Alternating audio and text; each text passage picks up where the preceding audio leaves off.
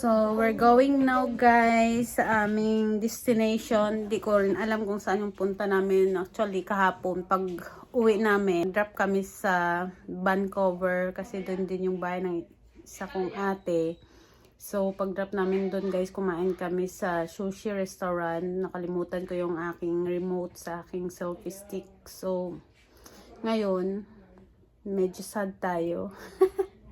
Pero nag-order na rin ako ulit. Kaya lang ayoko kasi sana hanggat maaari. Sana ayoko mag-spend ng pera kung sana. Kaya ito kasing ulo ko na to hindi tinandaan. Pinatong ko siya sa table guys. Pero hindi ko naalalang ilagay sa bag.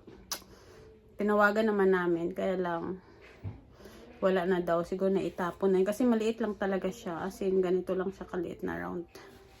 So, nag-order. Pero nag-order naman ako ulit. Kaya lang another expenses na naman. So, okay lang. Kaya, lesson learned. Kailangan lagi na sa bag pagkatapos gamitin. I-keep sa bag. Ayan yung OOTD ni Mami for today. Nagtatanong siya kung pwede na ba yung outfit daw niya. Pwede. You know how to fix it? Hindi ganyan. Masyadong mahaba. Ayan, ready na kami. Maulan-ulan na umaga. Time check 11 na. 11:30. So, day kuya nasakyan na. Yan na yung isang sasakyan. Di kami kasya sa pulang sasakyan. Kaya ilabas ang nakatago. Maulan talaga guys.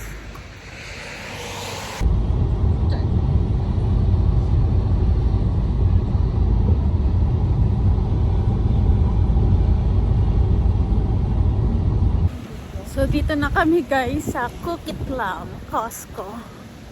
Sobrang lamig, my lord. Sobrang lamig talaga.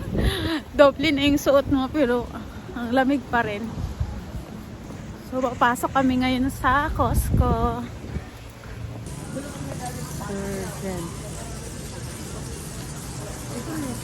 Si Toto alam na niya yung kukunin niya pag pumasok sa Costco eh. Yeah. No? Not wasting time talaga. So dito kami ngayon guys sa loob ng Costco.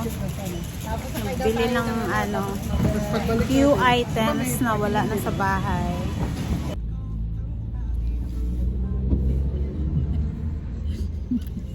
Signature na naman siya.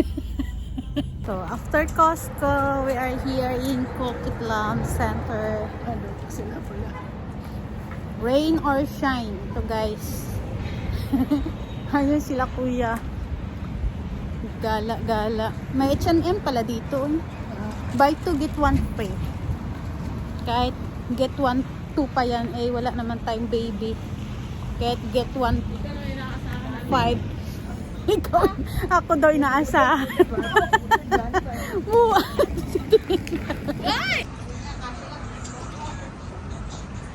Kukit lang mo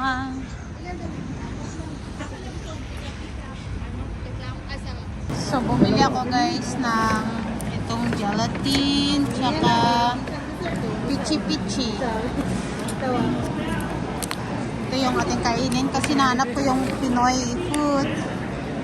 So, ito lang ang makain ko. Yan, mami yung lunch niya.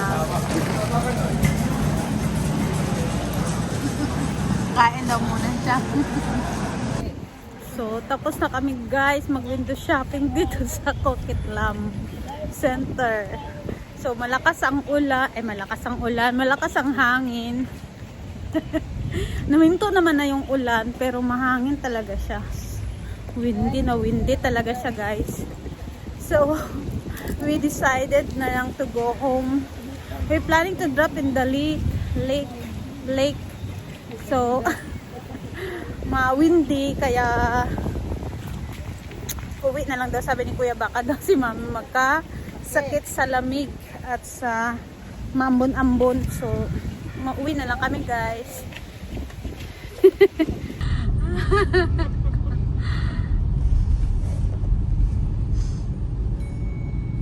Ganda ng view. Like mahangin. Ganda ng Yung ano? nice view. Go past Yan, this lamp. traffic. Then at the next Ay, maputi talaga yung mukha ko dito sa camera, oh. Ngayon lang to. Kuya. Si Mami, oh, signature mas. Ang signature bot mat parang magbigti kaon sa imo ng tali sa ligid. Tanggalin mo yung ano mo na eh. Malayo yung biyahe natin. Hindi naman bigti. Yung tali niya. Yung ano mo Sinuot na niya lahat. Pati yung bag mo na yun, tanggalin mo kasi. Pati yung bag niya takos-takos niya. Akala mo naman eh, si aeroplano.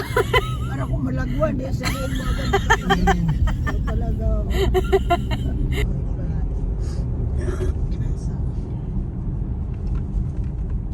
So, andito na kami guys. We are home. Ang aming madam, oh, pagoda. Wala pa sila kuya. Itong buhok natin na to. So, hanggang dito na lang muna ang ating, ano guys, vlog for today. Thank you for watching. Bye!